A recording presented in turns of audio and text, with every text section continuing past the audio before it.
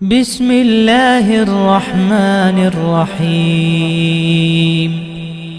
بیوی سے جھوٹ بولنا جائز ہے لیکن کب تک؟ عن عطاء بن یسار قال جاء رجل الى النبي صلی اللہ علیہ وسلم فقال یا رسول اللہ هل لي جناح ان اكذب على اهلي قال لا فلا يحب الله الكذب قال یا رسول اللہ استصلحها واستتیب نفسها قال لا جناح علیک۔ عطاء بن یسار کہتے کہ ایک آدمی نبی کریم کے پاس آیا، کہا اللہ کے رسول کیا اپنی بیوی کے ساتھ جھوٹ بولنے میں گناہ ہے؟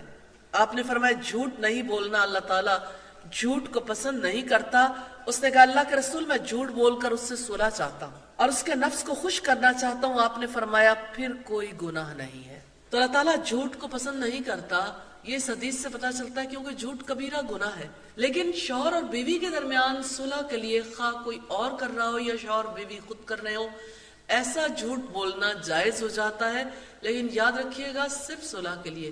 مثلا کوئی عورت اپنے شوہر سے مال چھپانا چاہے اور جھوٹ بولے، کیا یہ درست ہے؟ یا یہ ہے کہ شوہر اپنی بیوی سے اپنی مالی حیثیت چھپانے کے لیے جھوٹ بولے، تو یہ جھوٹ بولنا درست نہیں ہے۔ یہ صرف آپس کے تعلقات کی درستگی کے لیے۔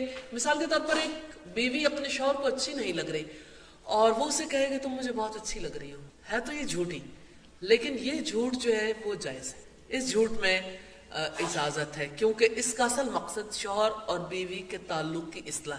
اللہ تعالیٰ محبت پیدا بھی کر دے گا۔